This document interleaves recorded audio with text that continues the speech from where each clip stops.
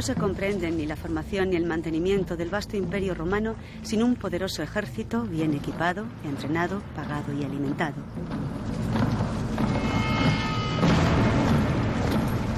Las famosas legiones aseguraron dentro de su diversidad la unidad de los territorios ocupados por Roma. Pero no solo fueron un instrumento de conquista, sino también de civilización, urbanismo, integración y promoción social. Un modo de conseguir la muy preciada ciudadanía romana era servir durante 25 años en un cuerpo del ejército. Por otra parte, los ingenieros y contingentes militares levantaron puentes, acueductos, vías, ciudades, que son la base de nuestras grandes infraestructuras. Pero el legado de Roma va más allá.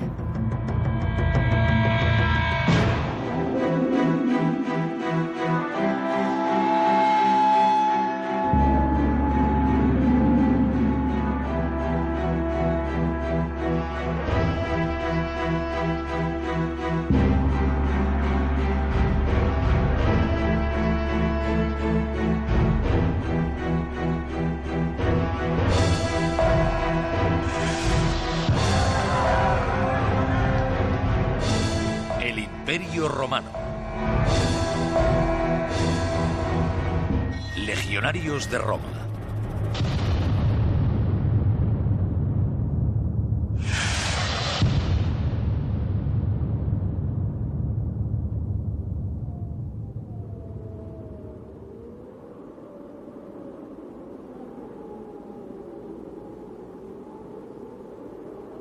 En la frontera entre Escocia e Inglaterra, los arqueólogos descubrieron la presencia de un recinto fortificado de madera. La excavación se inició en 1950. Entonces se llegó a la conclusión de que varias generaciones de soldados se habían sucedido allí entre el año 85 y el 350 después de Cristo.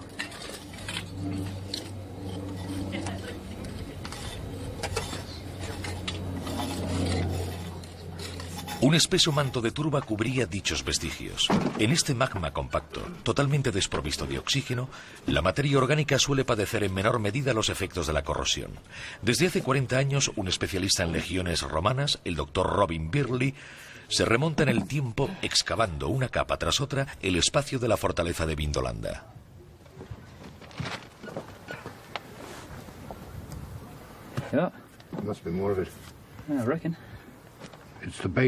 Es la base de una gran olla para cocinar.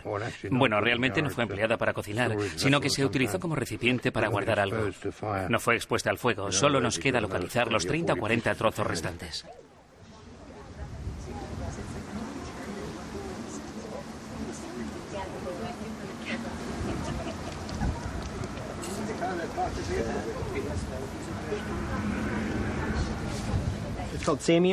Esto es lo que se denomina en Gran Bretaña sienaware y terra sigillata romana en otros lugares del mundo. Son piezas de barro realizadas con moldes. La mayoría de estas piezas de cerámica encontradas en Vindolanda son originarias de La Gaufresec, una ciudad de Aveyron, en Francia. Eran importadas por los militares para ser usadas aquí en Vindolanda. ¿Disfrutaba el destacamento de una apacible vida en su destino de la frontera? ¿Cómo podemos averiguarlo? ¿Qué información nos proporcionan todos estos objetos? Las piezas de cerámica finamente decoradas debían adornar las mesas de los oficiales. Se supone que la tropa, entre las guardias y las maniobras, organizaba breves momentos de ocio practicando juegos de estrategia. Bajo el gobierno de Trajano, a finales del siglo I de la era cristiana, los romanos movieron peón en el tablero de un inmenso imperio. En 500 años, Roma fraguó un impresionante dispositivo militar. Primero, durante la época de la República, interviniendo cada vez que uno de sus aliados era atacado. Luego, durante el Imperio, en el que los soldados pasaron a ser verdaderos profesionales, miembros de un ejército entendido como oficio. Los reclutas podían ser movilizados en cualquier momento y se hallaban perfectamente entrenados. Estas legiones consiguieron derrotar a todos sus adversarios. Las tropas de Aníbal, los hoplitas griegos, los guerreros persas, dieron muestras de una tremenda eficacia. Allá donde iban les precedía su fama. Las legiones eran temidas en todos los países de la cuenca mediterránea.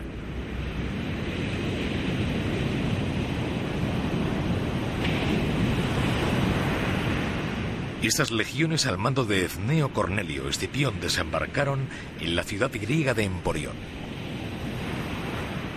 Es interesante ver la ubicación del asentamiento de Emporion al sur de la bahía de Rosas y también por las características que presentaba la ciudad en ese momento.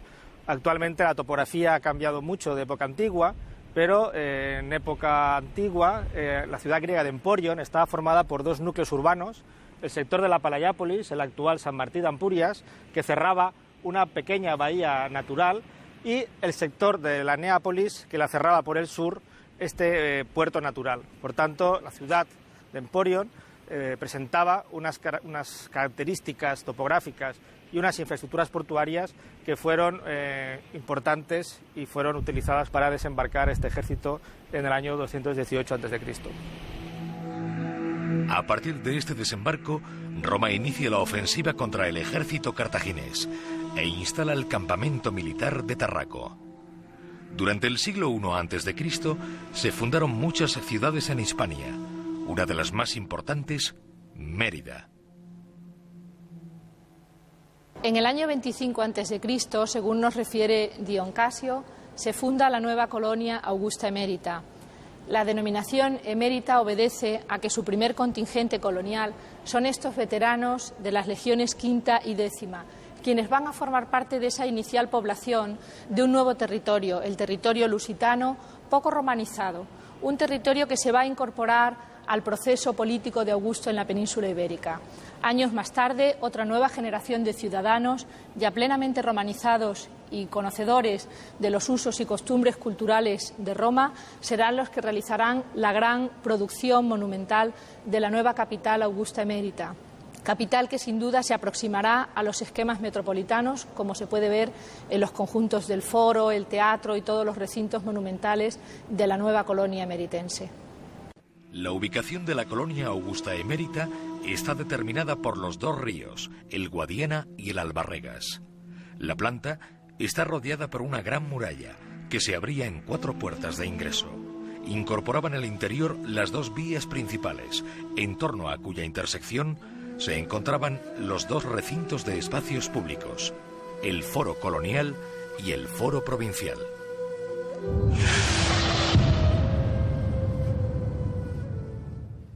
Augusta Emérita fue la capital provincial que se hizo más a semejanza de Roma. Tanto el Foro Colonial como el Foro Provincial son una copia de los patrones metropolitanos de la ciudad de Roma.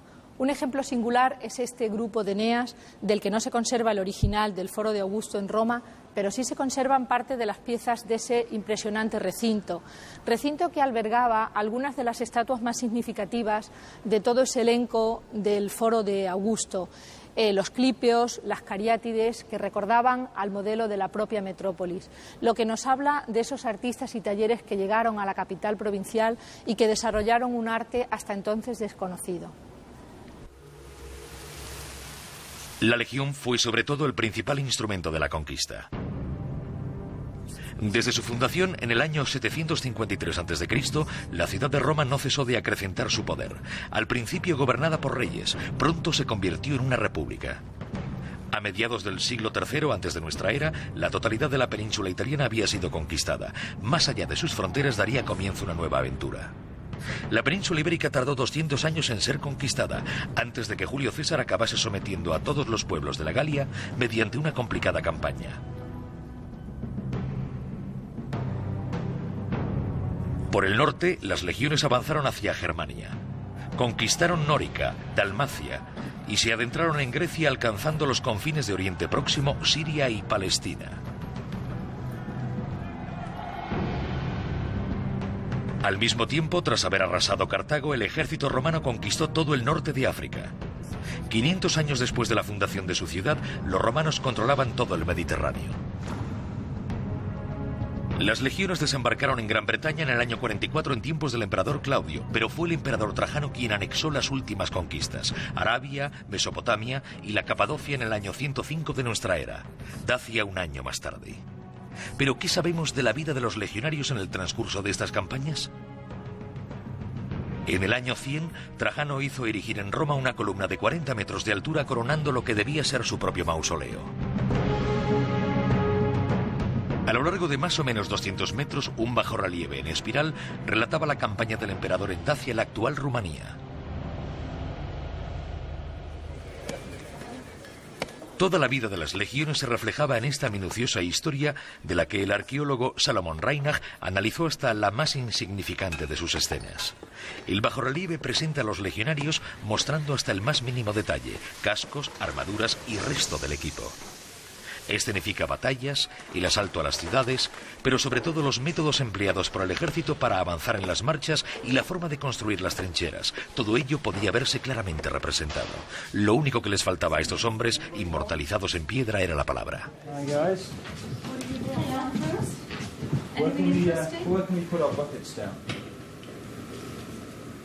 Los arqueólogos de Vindolanda extrajeron de la turba las pruebas que evidenciaban todo el potencial de las legiones de Roma. En este caso, este hueso del cráneo de un buey en concreto fue clavado en una estaca y utilizado como diana. Podemos observar unos orificios en él. Por supuesto, el animal ya estaba muerto antes de la práctica y por eso todos los agujeros son regulares. La cabeza no se cortó expresamente para ello. Al menos no había crueldad en este sentido. Pero ahora observen estos agujeros. Fueron realizados con puntas de jabalinas o algún arma semejante que perforaron la parte exterior de este cráneo. Si cogemos una punta de jabalina y la introducimos por aquí, podemos comprobar que el corte encaja perfectamente.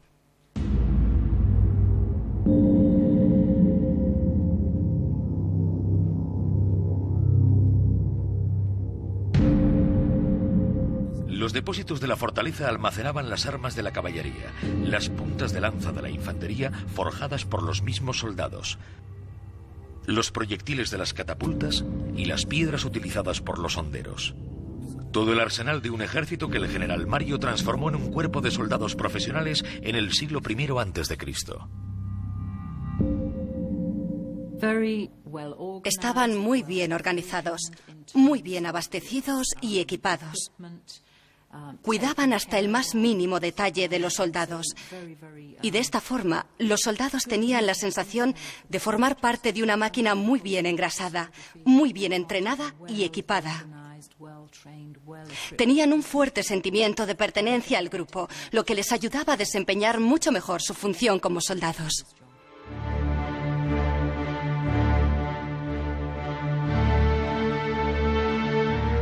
La fuerza de la legión se basaba en su conciencia de equipo. El grupo se apiñaba en torno al símbolo del imperio, el águila. Pero este poder residía también en la férrea disciplina impuesta a los reclutas. Los legionarios cumplían 25 años de servicio, no tenían derecho a casarse y tenían muy pocos o ningún entretenimiento. Los días transcurrían entre largas marchas bajo el peso de una armadura de 40 kilos. Cuando estaban atrincherados, se entrenaban. El legionario nacía y pasaba toda su vida empuñando el arma. A lo largo de toda su vida, repetía incansablemente las maniobras, acabando por interiorizar ciertas habilidades que hacían de la legión el cuerpo de armas más disciplinado de la antigüedad. Durante el tiempo que no estaba entrenando, el soldado limpiaba sus armas y su casco antes de que el centurión pasase revista. Si no estaban relucientes, era castigado. Una extenuante patrulla en el mejor de los casos, apaleamiento o latigazos en el peor de ellos. Si desertaba y era detenido, le esperaba la muerte. En los 4 puntos cardinales, las legiones impusieron lo romano por medio de las armas y la sangre, pero también transformando el paisaje, ya que en lo sucesivo habría que proteger este imperio en expansión, aumentando los kilómetros de frontera levantados frente a los bárbaros. Se construyeron numerosos recintos fortificados en los confines de este inmenso imperio.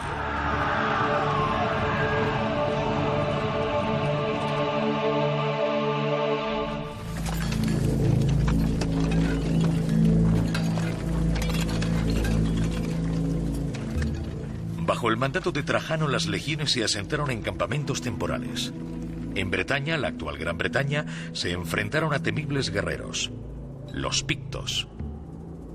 En Vindolanda, las colinas de Bardonville, frontera natural entre Inglaterra y Escocia, se asomaban a las colinas del norte.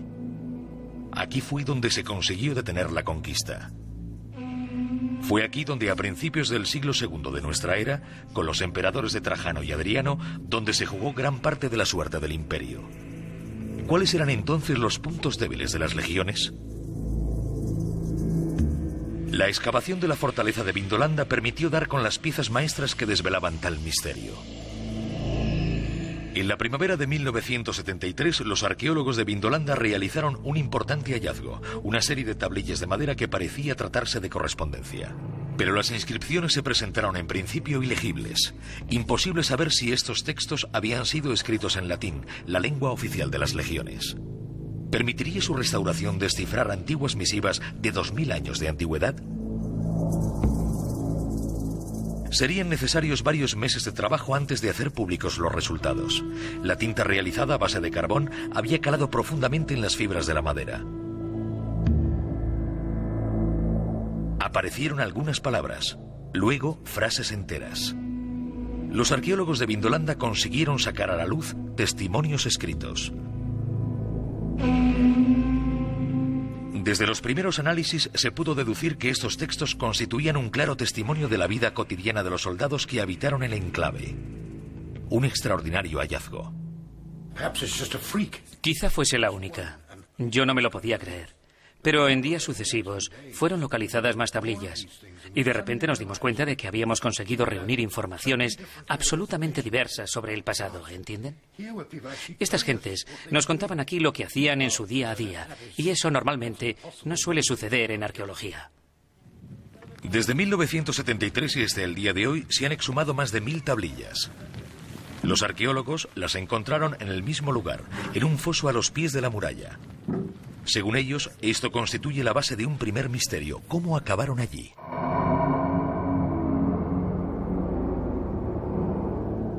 Las tablillas eran de roble. Tenían el formato de una postal. En el reverso, el texto en latín. En el anverso, la dirección del destinatario. Pero los manuscritos contaban con algunas lagunas, ya que la madera parecía haber sido pasto de las llamas. Con ello se perfilaba un nuevo enigma. ¿Fue atacada la fortaleza? ¿Fueron quemados sus archivos? Emplearían varios meses de trabajo para descifrar dichos textos. Los epigrafistas esperaban encontrar en ellos detalles de la vida cotidiana. Desde el principio se dieron cuenta de que los autores de los correos habían firmado sus misivas. Un nombre aparecía reiteradamente: Flavius Cerialis. ¿Qué clase de información sobre el ejército romano podía proporcionar tal descubrimiento? ¿Habían puesto fecha a sus mensajes los legionarios? Los epigrafistas necesitaron muchos meses para acabar de traducir los documentos.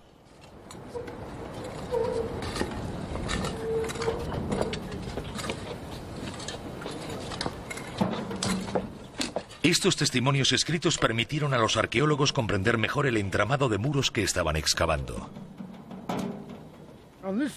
Por este lado tenemos un tipo de construcción muy diferente. No puede verse demasiado bien, pero se trata de una serie de habitaciones pequeñas, realmente pequeñas, algo así como 2 metros por 3, lo que no suele ser habitual en un recinto fortificado romano. Seguramente era la zona del hospital. Excavamos la mayor parte de la zona central y sabemos que este tipo de fortificaciones albergaba a unos 1000 hombres. Esto hacía imprescindible la presencia de un hospital. Tenemos más información al respecto, ya que una de las tablillas encontradas indicaba que el tribuno había enviado a grupos de soldados para construir el hospital, y otra de las tablillas hacía referencia a algunos médicos, recetas y demás.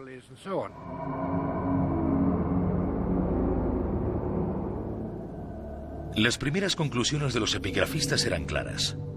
Estas tablillas fueron escritas entre el año 85 y el 105 de la era cristiana. Había disposiciones, borradores de informes administrativos, quejas de comerciantes molestos con la tropa. Sin embargo, unas cuantas tablillas centraron la atención de los especialistas. Relataban hechos excepcionales en el ejército romano, casos de deserción masiva. ¿Cómo explicar este fenómeno en un ejército con una disciplina tan férrea? Los arqueólogos fueron en busca de nuevas tablillas para intentar comprender lo que podía haber sucedido en la fortaleza de Vindolanda en el siglo I de nuestra era. Gracias a estos mensajes, lograron reconstruir en principio una parte de la vida de un hombre, Flavius Cerialis.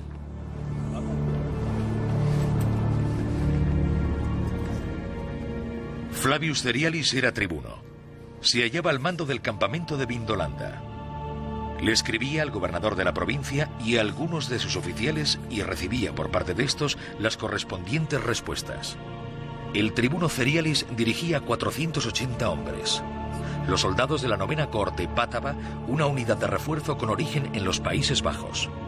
El destacamento del campamento de Vindolanda estaba formado por una unidad de infantería y otra de caballería reclutadas en la desembocadura del Rin. Se trataba de una unidad de refuerzo cuyos soldados se convertirían en ciudadanos romanos al cumplir los 25 años de servicio.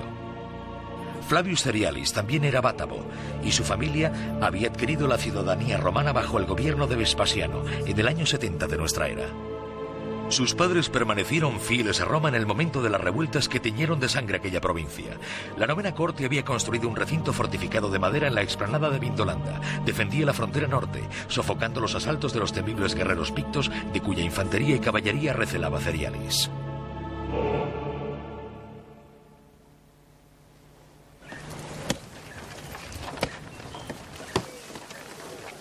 Cuando llegaron a la frontera del norte, los hombres de la 9ª Cohorte relevaron al destacamento que les había precedido en la explanada. Como buenos legionarios, arrasaron con la antigua fortificación para construir la suya, más sólida y mejor adaptada a sus necesidades. El poder de Roma se basaba en que sus militares no eran solo guerreros, también eran obreros, leñadores, constructores e ingenieros.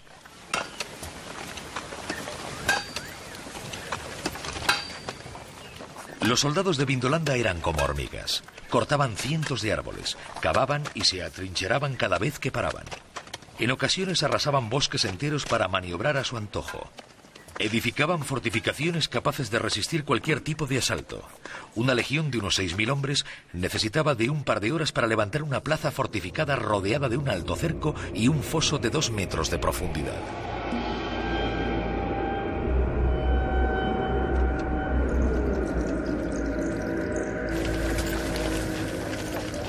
En Vindolanda, el destacamento de Flavius Cerialis construyó una fortificación sin saber si iba a permanecer mucho tiempo en el lugar. Quizás al día siguiente, estos hombres recibiesen órdenes para adentrarse en territorio enemigo. Bajo el imperio de Trajano, a finales del siglo I, 28 legiones, 150.000 hombres velaban por la seguridad del imperio. Eran ciudadanos romanos, pero la defensa de las fronteras requería cada vez un mayor número de hombres. Al lado de las legiones, las cohortes de refuerzo eran formadas a partir de reclutamientos llevados a cabo en territorios conquistados. Si sobrevivían a los 25 años de servicio, podían obtener también ellos la ciudadanía romana. Serían propietarios de una pequeña porción de terreno. Era a lo que aspiraban los hombres de la 9ª Cohorte. Para ellos, la colina de Vindolanda se encontraba en el fin del mundo. Emplearon varias semanas para venir desde la Galia. Algunos llegaron enfermos, víctimas de una conjuntivitis que los debilitaba. Otros habían caído en emboscadas. Flavius Cerialis hacía recuento de sus muertos. A su llegada, los pictos lanzaron su caballería ligera con fuerza y contundencia y se adentraron en las colinas. En los primeros días los soldados debían sobrevivir a base de hurtos. Lo que necesitaban para vivir lo robaban en los poblados enemigos de los alrededores. Lo suficiente como para instalar el campamento y echar raíces en esta húmeda tierra. En cada una de estas racias intentaban hacerse con paja seca para alcanzar uno de los pocos placeres que podía permitirse el legionario: fabricarse un buen lecho.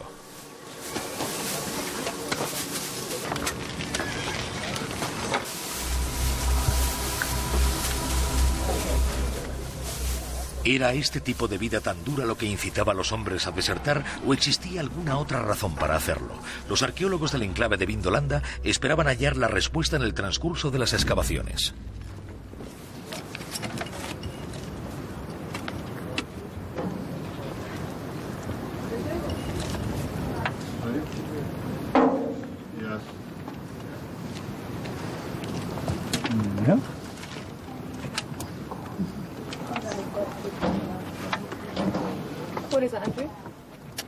Un nuevo trozo de tienda. Como pueden observar, se encuentra realmente en muy buen estado. Resulta curioso que todavía huela a cuero. Incluso mantiene su flexibilidad.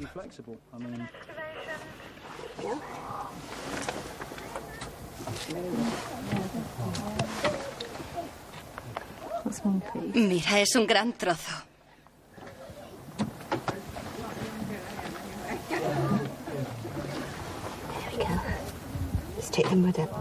Vamos, por favor, ayudadme a quitar la tierra.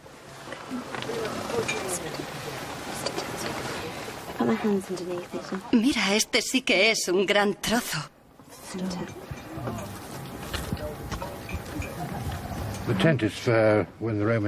La tienda era utilizada por el ejército romano durante las campañas militares, lo que implicaba la mayor parte del verano. Cada grupo de 8 hombres contaba con una mula que transportaba la tienda.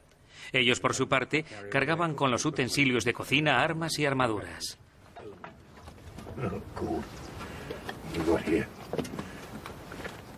La tierra de Escocia no solo conservó las tiendas de los legionarios, sino que además engulló los restos de sus comidas.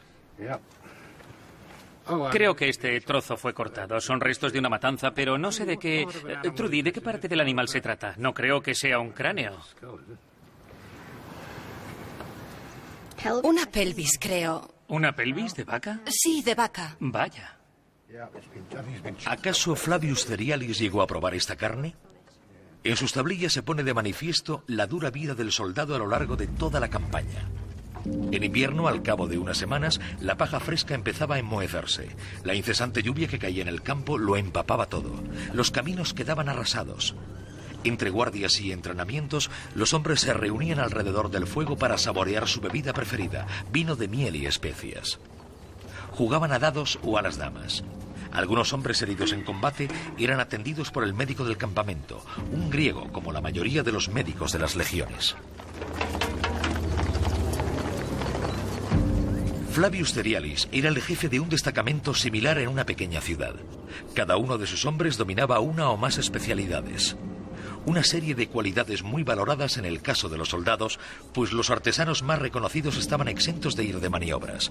El recinto fortificado disponía de un hospital que el tribuno hizo construir con grupos de obreros y yeseros. Los leñadores talaban la madera suficiente para calentarse. Los armeros fabricaban y reparaban las armas.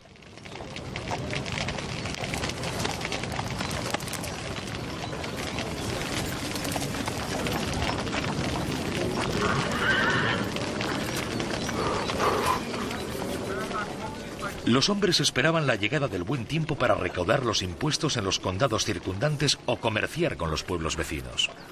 Para sobrevivir, el destacamento debía vender los productos que él mismo fabricaba, ladrillos y tejas con la estampilla del águila de las legiones de Roma, así como objetos de hierro forjado y joyas. Algunos campamentos albergaban incluso talleres de cerámica.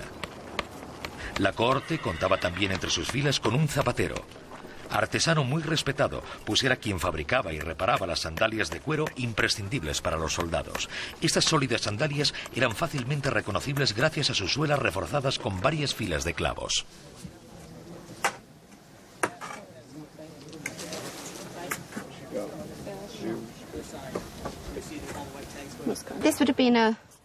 Se trata de un zapato de soldado. Podemos observar los clavos bajo la suela que protegían el calzado durante las marchas. Top part that would go up. It's a full boot. Another layer underneath. Has it got studs on the bottom, or is it not that kind of a? I think it's more of a. It might have the studs on the bottom. You see, I don't want to lift it up too much because of the. You see the. It's an actual boot. This. Podemos ver que se trata de un zapato de cuero y está realizado en una sola pieza. Se pueden apreciar estos agujeros, estos anchos agujeros para los cordones. Los más pequeños están hechos simplemente como decoración. Probablemente debían usar una especie de calcetines. Es realmente estimulante y se trata probablemente de uno de los mejores descubrimientos que hayamos podido realizar. Es realmente fantástico. Observen, está muy bien conservado. Es maravilloso encontrar esto.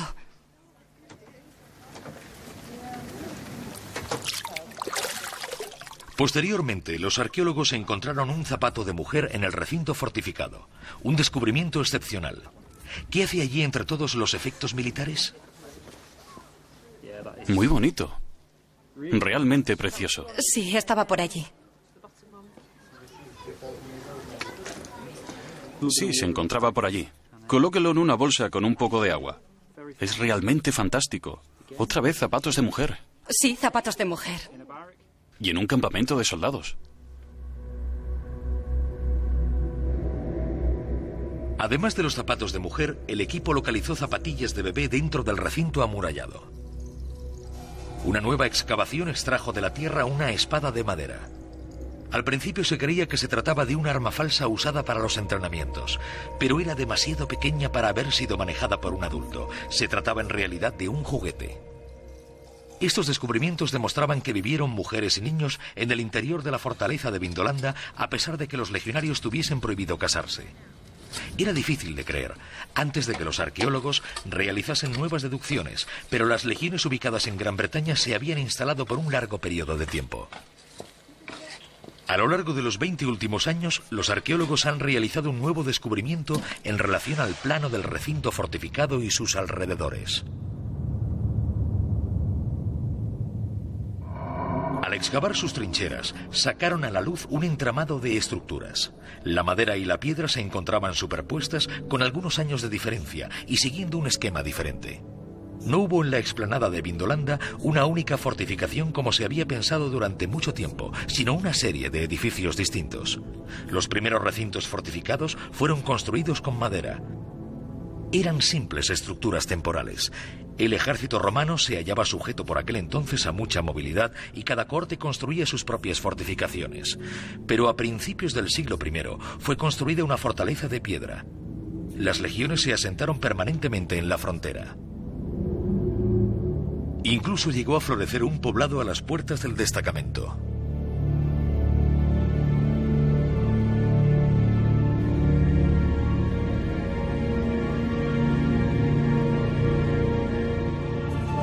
La fortaleza de piedra atrajo a poblaciones vecinas que conseguían obtener cierto beneficio económico. Un nuevo poblado vio la luz. Seguramente los jóvenes de la 9ª corte debieron encontrarse allí con jovencitas que se convertirían en sus compañeras, a pesar del estricto reglamento de las legiones. Este pueblo albergaba a comerciantes, familiares de soldados y zonas de ocio. Una de estas zonas se convirtió en uno de los principales símbolos del mundo romano, los baños. Este edificio, compuesto por 2 salas abovedadas paralelas y por una piscina con forma de media luna, era construido normalmente a las afueras del asentamiento.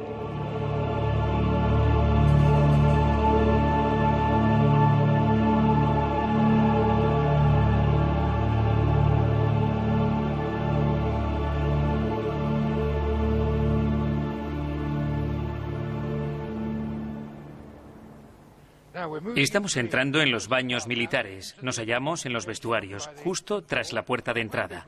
Se trata de una sala bastante grande. Aquí es donde se dejaba la ropa antes de entrar al baño. Este podía albergar a 50 o 60 personas a la vez. Y aquí nos encontramos en la zona de baños propiamente dicha. Se trataba de una piscina o algo parecido, por lo que podía haber unas 6 o 7 personas sentadas alrededor, manteniendo agradables conversaciones. Lo que quiero decir es que los baños como este permitían al soldado olvidar su dura vida militar. Hay que imaginarlo sentado en un fantástico baño de agua caliente, quizá rodeado de sus mejores amigos, criticando a su centurión sobre la forma de trabajar. Y durante este breve espacio de tiempo, logrando evadirse totalmente de los problemas del día a día.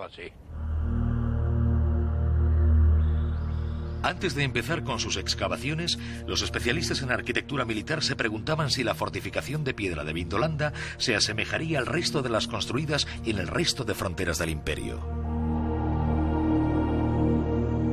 ¿Tendría esta gran nave forma rectangular, con el esqueleto edificado alrededor de 2 grandes ejes que se cortaban en ángulo recto? ¿Incluiría las filas de barracones destinadas a la tropa?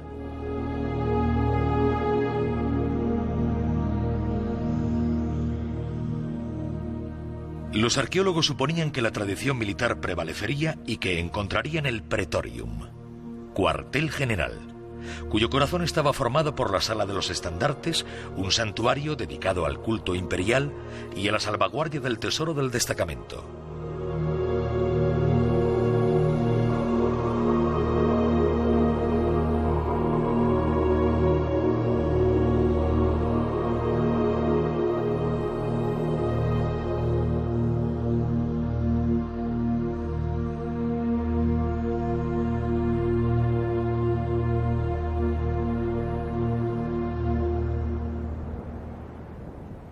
Las excavaciones confirmaron tal hipótesis. La fortificación de Vindolanda era exactamente igual que las de la frontera germana. Aquí tenemos el edificio del cuartel general, el más importante del recinto fortificado. Cuando bajamos aquí podemos apreciar a mano derecha uno de los numerosos depósitos del recinto. Aquí es donde se debían custodiar las armas, las lanzas de caballería, espadas, jabalinas y dagas, pero también las ropas y las armaduras. El ejército romano usaba muchos tipos diferentes de atuendos. Y ahora pasemos al lugar más importante. Se trata del bloque de los oficiales y en su interior, en el centro, tenemos la capilla de las insignias. En esta pieza, en esta capilla de las insignias, podemos imaginar una estatua del emperador en el centro. Quizá aquí en medio. Observen donde la piedra está tallada. La estatua debía erigirse en este punto. Y a un lado se situarían insignias del regimiento, los símbolos del regimiento. Detrás, una pequeña habitación en la que era custodiado el tesoro de la fortificación. Este edificio era realmente el corazón del recinto fortificado, el edificio más importante de todos y, por alguna razón, siempre orientado en función de la ubicación del enemigo. En este caso en concreto, fue construido en la cara norte.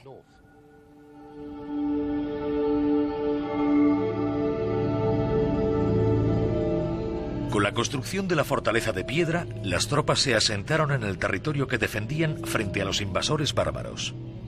El doctor Birley pensaba que los soldados se habían aclimatado trabando sólidas relaciones con las personas autóctonas. Una vez más, las tablillas confirmaron dicha hipótesis. El mismo Flavius Cerialis no vino solo hasta estos lejanos parajes. Su mujer y su hijo lo acompañaron. Numerosos oficiales habían hecho lo mismo, como lo demuestran las tablillas registradas con el número de inventario 291 y 292. Correspondencia privada entre la mujer de Cerialis, Lepidina, y la esposa del prefecto de un campamento, Claudia Severa.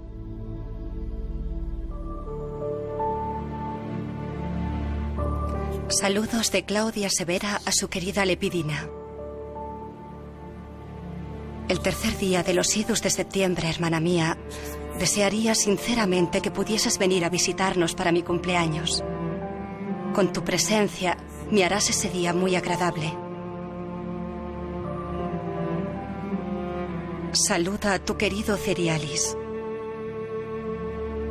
Mi Aelius y mi hijo pequeño te saludan. Cuento contigo, hermana mía. Cuídate, hermana mía, querida alma mía. Así también yo seré feliz. Saludos. Querida Claudia, como te prometí, pedí permiso a Cerialis para ir a verte y me dijo que ya lo sabía y que os visitaremos juntos. Recibirás otra misiva indicándote cómo y cuándo nos veremos. Besos a tu Aelius de mi parte, hermana lejana, mi alma gemela. Ningún texto mejor que las tablillas de Vindolanda pusieron en evidencia los cambios de costumbres en el ejército romano. Los reclutas de las tropas de refuerzo afrentaron una regla fundamental de la legión: fundaron familias en su asentamiento. Con ello podemos llegar a comprender por qué desertaron tantos hombres. Podemos imaginar por qué los soldados desertaban. Muchos de ellos debían convivir con alguna joven del pueblo, de tal manera que cuando fueron enviados a Dacia, la única solución mientras no transcurriesen los 25 años era desertar, escapar huyendo a través de las colinas durante varias semanas a la espera de que el regimiento se marchase y así regresar para vivir tranquilos.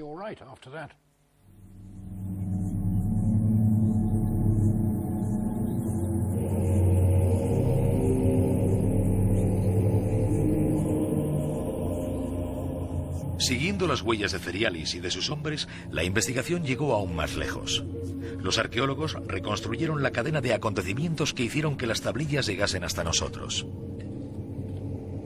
Analizando la zona de extracción, descubrieron que las tablillas formaban un bloque compacto. Las mejor conservadas se hallaban en el corazón de dicho bloque. Las de la superficie habían sido pasto de las llamas e incluso algunas de ellas se encontraban prácticamente reducidas a ceniza. Intentaron reconstruir las circunstancias particulares de la escena que probablemente tuvo lugar hace unos 2000 años en el recinto fortificado de Vindolanda.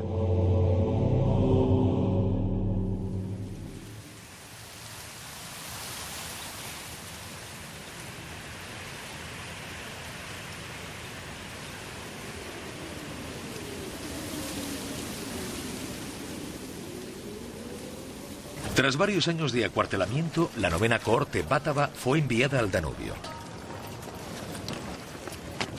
Antes de abandonar el lugar, Flavius Cerialis quemó precipitadamente todos los archivos.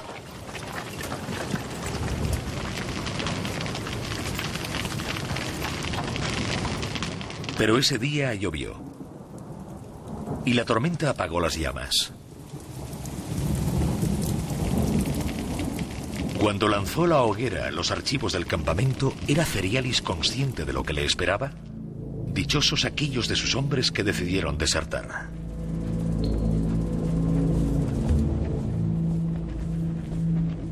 En el mes de marzo del año 105 después de Cristo, el emperador Trajano atravesaba el Danubio a miles de kilómetros de Vindolanda.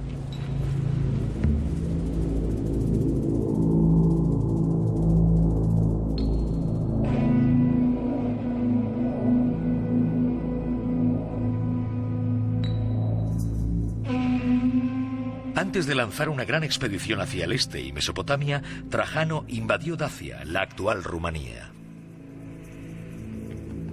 8 legiones se instalaron más allá del Danubio para proteger esta lejana colonia enclavada en pleno país bárbaro. Pero, ¿qué pretendía hacer Trajano a orillas del Danubio, a miles de kilómetros de Roma?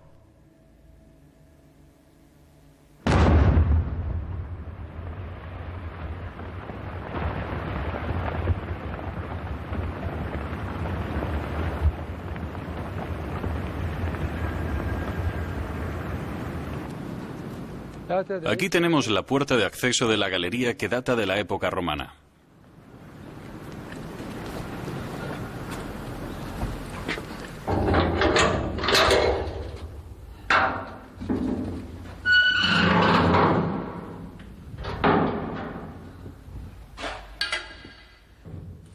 La galería romana se halla debajo de estos 157 escalones, a una profundidad de unos 100 metros.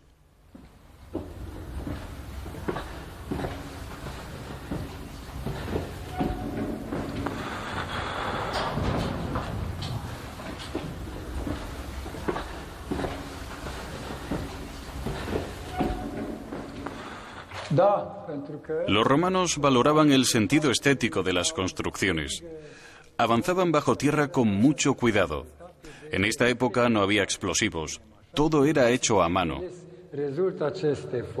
Solo usaban buriles y martillos para excavar este tipo de túneles, poco a poco.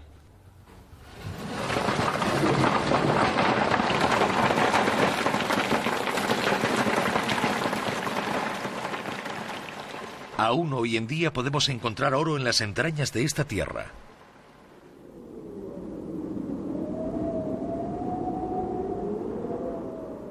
Las campañas de la novena cohorte en Dacia fueron duras y muy crueles. Esta guerra es la que reprodujo la columna de Trajano sin omitir el más sórdido de los detalles.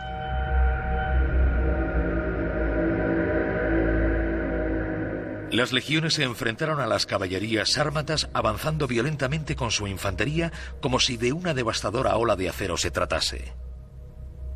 Completamente acorazados, hombres y caballos eran todo uno, pero sus afiladas armas no conseguían doblegar a las implacables legiones. El ejército de Roma avanzaba imparable arrasándolo todo a su paso. Las batallas fueron numerosas y sangrientas. Ninguna de las partes beligerantes retuvo a alguien como prisionero.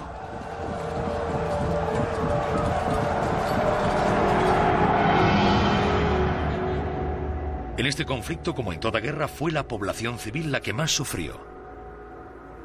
Las mujeres, ancianos y niños, cuando no eran masacrados, eran deportados. Va victis, ay de los vencidos. La huella de Flavius Cerialis y de la novena cohorte bátava se pierde en Dacia. Trajano, extenuado, murió en el año 117, al regreso de su última campaña a orillas del Éufrates.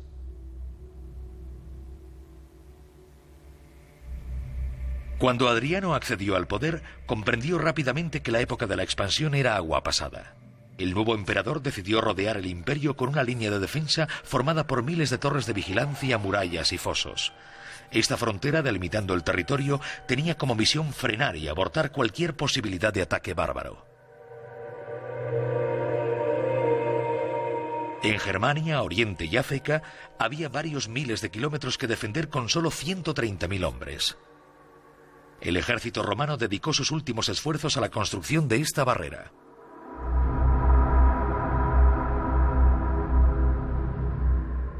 También en Gran Bretaña los legionarios se protegieron tras este aparente dique.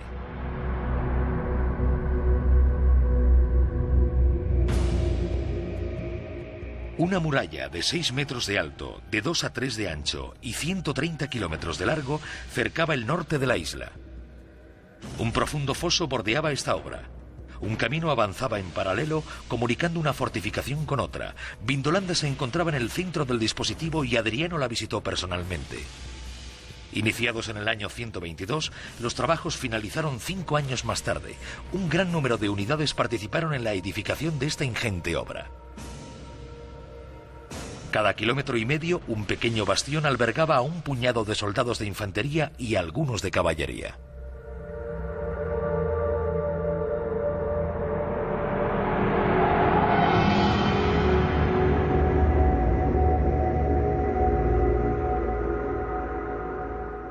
Pero la protección del imperio empezaba a salir cara, muy cara. Las legiones de Roma se debilitaron, como lo prueba un reciente descubrimiento. A 100 kilómetros al norte de la muralla de Adriano, las excavaciones de varios poblados pictos sacaron a la luz tesoros numismáticos, miles de monedas romanas en el corazón del territorio enemigo. ¿Cómo habían llegado hasta allí? Los arqueólogos escoceses lo comprendieron enseguida, como lo explica el conservador del Museo Nacional de Escocia. Las monedas de esta olla fueron encontradas al otro lado de la frontera romana, en pleno territorio bárbaro. Creemos que se trata de un botín correspondiente a un robo o un soborno del poder local por parte del jefe del destacamento. En esta época, los romanos usaban tanto su potencial militar como las misiones diplomáticas. Y cuando el ejército no era suficiente, el soborno podía ser de gran utilidad.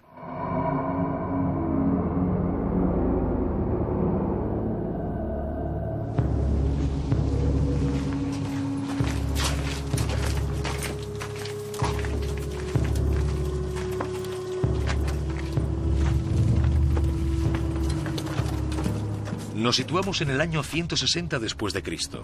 El centurión del recinto fortificado de Vindolanda tomó la decisión de adentrarse en territorio enemigo. Se trataba en esta ocasión de una expedición pacífica, una especie de encuentro comercial. Después de 3 meses, sus efectivos se habían reducido a un puñado de hombres. Aquellos de sus soldados que no habían desertado fueron enviados a la frontera germana donde continuaba la guerra. La paz romana se encontraba muy enferma. En su apogeo, el imperio empezaba a verse cuestionado. Unas 30 legiones sufrían para mantener la integridad de las fronteras. Roma no era la patria de estos soldados de refuerzo venidos de la Galia, Iberia o el norte de Europa. Menos motivados que los ciudadanos armados de la República, sentían nostalgia de sus respectivos países. 25 años de servicio era mucho tiempo. Para los pictos de Escocia, estos soldados con relucientes armaduras constituían un verdadero misterio.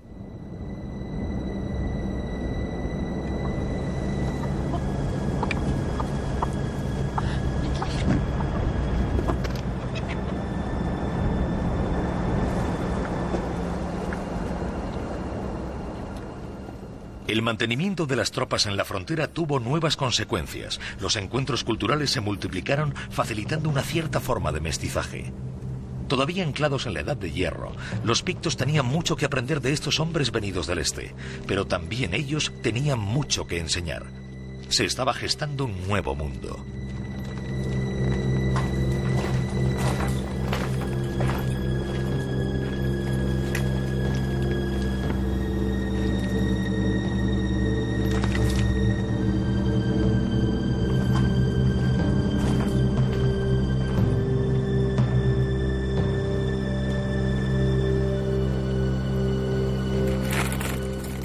¿Quién podía imaginar que algún día los romanos pagarían caro mantener la paz y proteger el imperio?